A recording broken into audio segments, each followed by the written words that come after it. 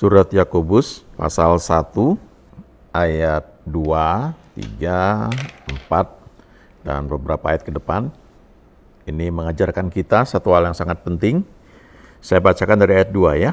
Saudara-saudaraku, anggaplah sebagai suatu kebahagiaan apabila kamu jatuh ke dalam berbagai-bagai pencobaan atau ujian dalam terjemahan lain. Sebab kamu tahu bahwa ujian terhadap imanmu itu menghasilkan ketekunan. Ayat 2 itu mengatakan, anggaplah sebagai suatu kebahagiaan. Artinya itu keputusan ada pada kita. Waktu kita sedang menghadapi berbagai ujian atau pencobaan, maka sikap kita untuk menghadapi hal tersebut itu adalah soal pilihan. Yakobus ini mengajarkan anggap itu sebagai suatu kebahagiaan. Artinya kamu mau naik kelas. Kalau misalnya waktu kita sekolah, sebagian orang tuh kan kadang-kadang nggak suka kalau ada ujian. Ya, karena harus belajar, harus mempersiapkan diri. Sebenarnya kalau konsisten belajar setiap hari, maka pada saat ujian itu bukan merupakan suatu hal yang sulit dan bisa bersuka cita karena wah ini saya mau naik kelas ini. Ini kesempatan untuk bisa mendapatkan nilai bagus dan itu satu prestasi yang saya capai. Ya, kira-kira seperti itu. Waktu saya SMP, sekolah saya sekolah yang bagus ya. Jadi disiplin membentuk karakter yang baik dan nyaris saya nggak pernah belajar sulit ya waktu mau ujian. Karena semua yang diujikan itu sudah pernah diajarkan dan selalu PR yang diberikan saya kerjakan. Ada 1-2 kali saya miss ya, tetapi selebihnya selalu mengerjakan dengan setia. Jadi waktu ujian saya agak bingung juga lihat teman-teman yang kayak kalang kabut, dia mau belajar kelompok ya dan nginep dan sebenarnya nggak salah belajar kelompok itu. Di sisi lain waktu itu rumah saya ya termasuk jauh dengan teman-teman yang lain. Jadi kalau mau belajar kelompok itu satu pengorbanan tersendiri. Karena dulu nggak punya kendaraan, lalu mesti gabung ketemu di mana, pulang sekolah itu lebih repot lagi. Lalu ada seorang teman yang pernah mau nginep di rumah karena mau belajar bareng. Nah, saya agak bingung juga karena waktu itu rumah kamar saya juga gabung dengan adik saya, jadi agak membingungkan ya. Tapi belakangan saya baru mengerti ya, rupanya memang sebagian orang itu tidak mempersiapkan diri dengan baik ya. Coba kita ulangi lagi ya. Saudara-saudaraku, anggaplah sebagai suatu kebahagiaan, jadi pilihannya ada pada kita ya, menganggap itu sebagai suatu kesempatan yang indah, karena itu bisa berbahagia, bisa bersuka cita, apabila kamu jatuh ke dalam berbagai pencobaan atau ujian. Sebab kamu tahu ya, kamu mengerti bahwa ujian terhadap imanmu itu menghasilkan ketekunan. Jadi iman itu perlu diuji supaya menghasilkan ketekunan. Kenapa? Ayat 4.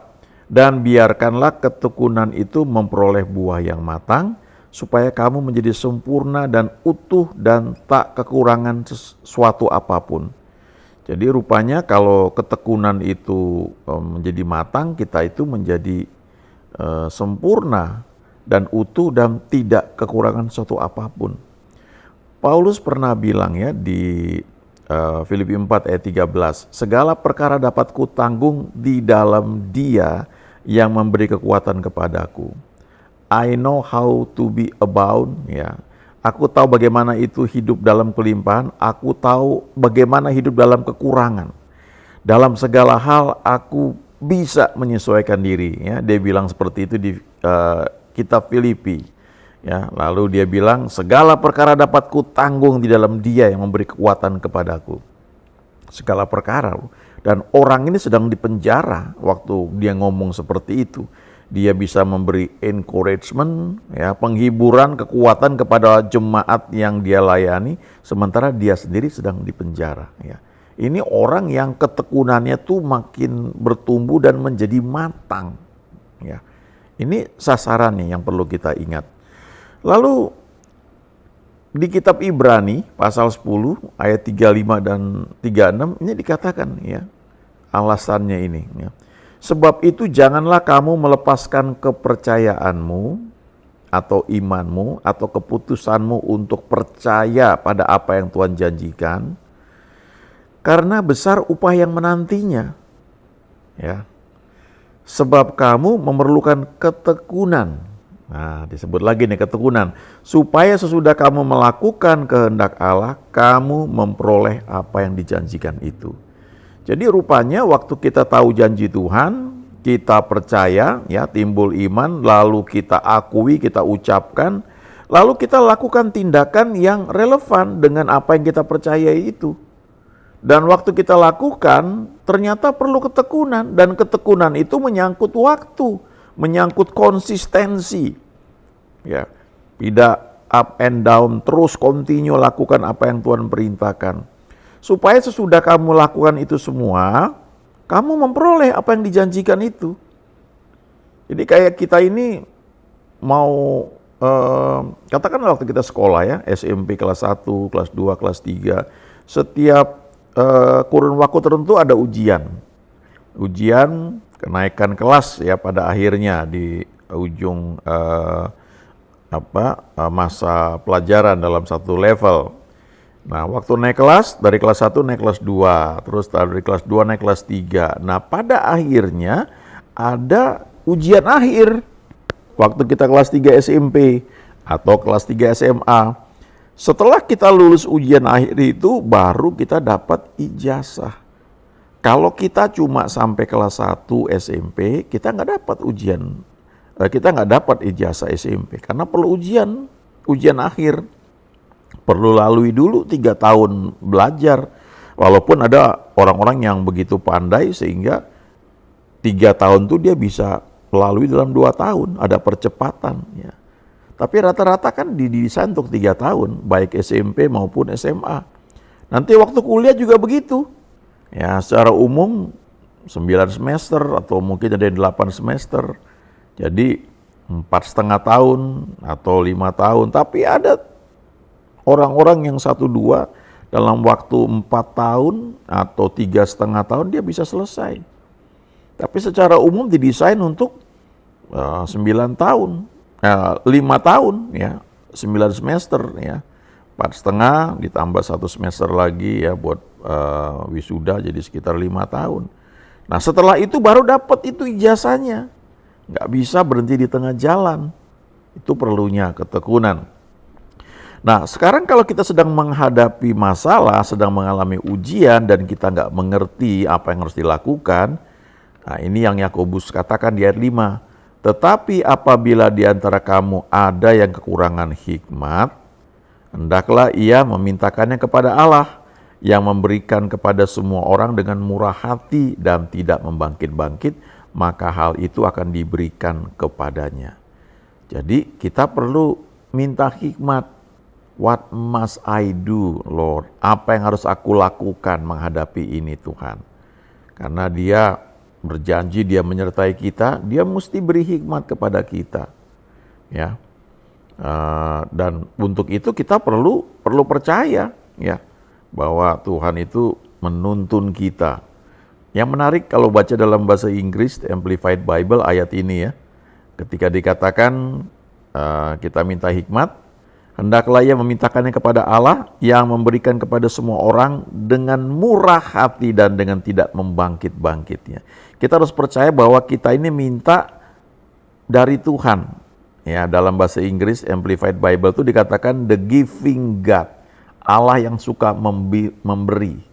Jadi waktu kita minta ini, kita bukan minta seperti seorang pengemis ya, kasihanilah aku ya, karena kita nggak yakin dikasih apa enggak. Tapi kita meminta, kita sadar Allah yang kita sembah ini Allah yang suka memberi, the giving God, yang kalau Dia memberikan kepada semua orang dikatakan di sini, Dia berikan dengan murah hati dan dengan tidak membangkit-bangkit. Kamu dulu kan waktu saya kasih ini kamu nggak setia, ayo beresin dulu ya. Kamu kan nggak benar ya. Dulu saya kasih kamu nggak kerjakan dengan baik ya. Dia tidak seperti itu ya. Dia memberi dengan murah hati dan tidak membangkit-bangkit apa yang sudah terjadi yang di masa yang lalu. Ya, di perjanjian baru kita hidup ketika Yesus itu mengampuni dosa kita, dia menghapus ya. Dan kalau kita lihat referensi di perjanjian lama dan itu digenapi di perjanjian baru, dan aku tidak mengingat-ingat lagi ya kesalahanmu, seperti sejauh timur dari barat ya, dijauhkan segala pelanggaran kita. Ya, ada lagunya itu. Jauh ke dalam tubir laut kau membuang dosaku dan kau tak ingat-ingat lagi.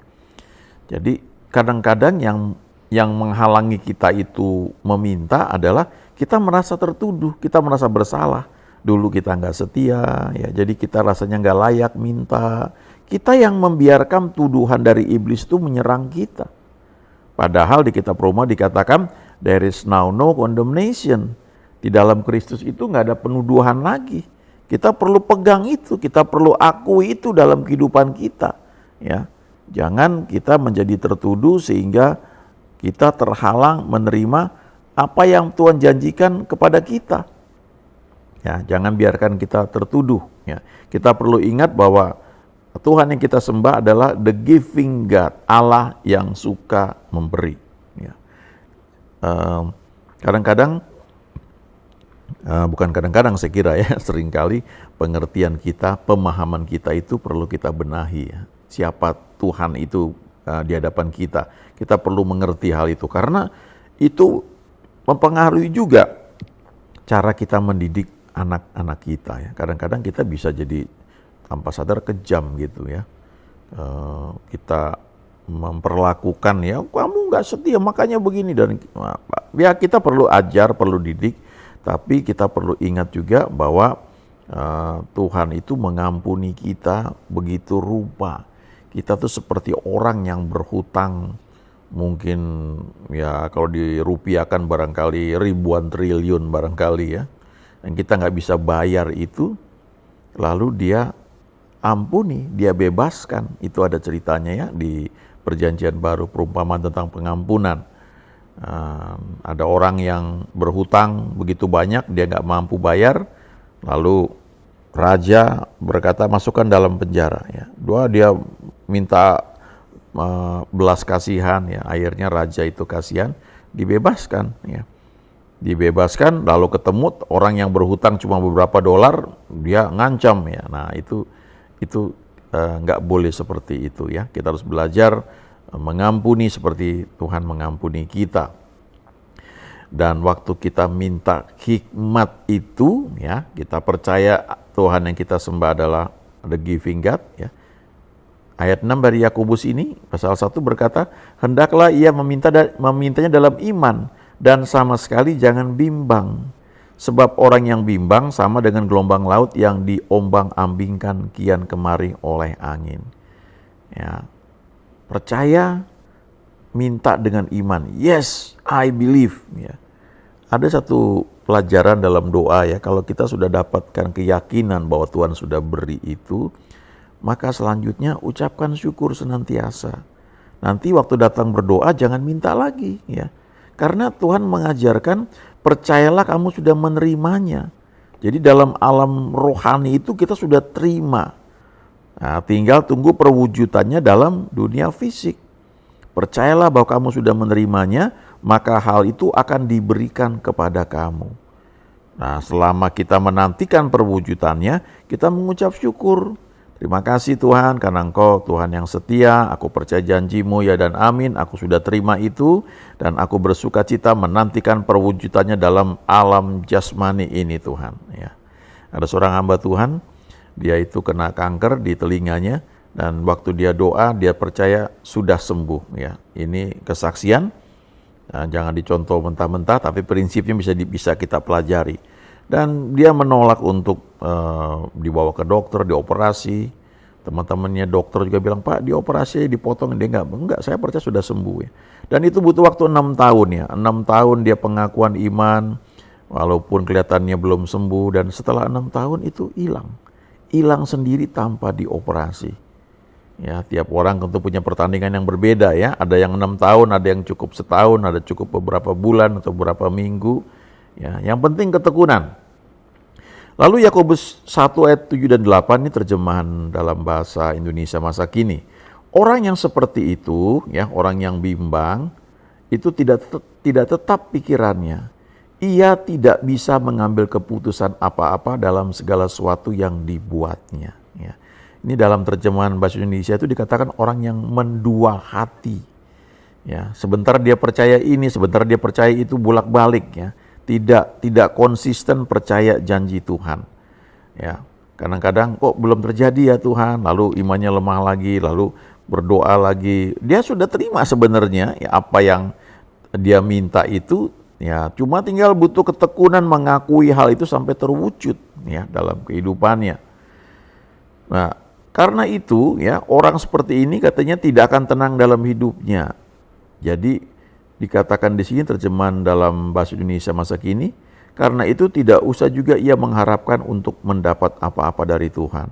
Ini orang yang mendua hati. Dalam bahasa Inggris itu double minded. Ya. Double minded itu pikiran yang terpecah, terbelah. Sebentar percaya yang satu, sebentar lagi percaya yang lain, sehingga tidak terjadi konsistensi. Ya, itu sebabnya waktu kita mendengar janji Tuhan dan kita percaya, lalu kita lakukan, kita harus hati-hati menjaga pikiran kita. Karena firman itu ketika datang dan kita percaya, datang aniaya terhadap firman itu. Supaya kita jangan percaya, supaya kita jadi goyah dan akhirnya kita melepaskan kepercayaan kita, lalu kita nggak dapatkan apa yang Tuhan janjikan. Dan serangan itu datang dari mana-mana.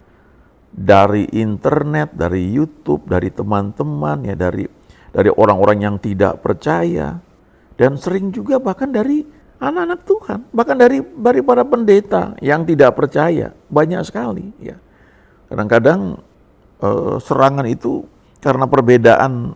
Kalau di gereja itu kan ada doktrin, ya perbedaan doktrin. Ya. Nah itu pilihan kita mau percaya yang mana. Kalau kita di satu tempat kita percaya satu hal, firman Tuhan, lakukan dan jangan lihat orang lain yang mengecam. Itu yang akan menghancurkan kita. Karena banyak bahkan orang yang sekolahnya tinggi ya, sekolah teologi tinggi, tapi dia tidak mengalami bersama Tuhan pengalaman akan banyak janji Tuhan. Sehingga dia tidak percaya, lalu nanti dia akan mengecap, itu nggak benar, itu salah, dan itu mempengaruhi kalau kita mendengar. Dan pilihan kita mau percaya apa enggak ya itu pada akhirnya kita masing-masing, tidak bisa dipaksakan ya.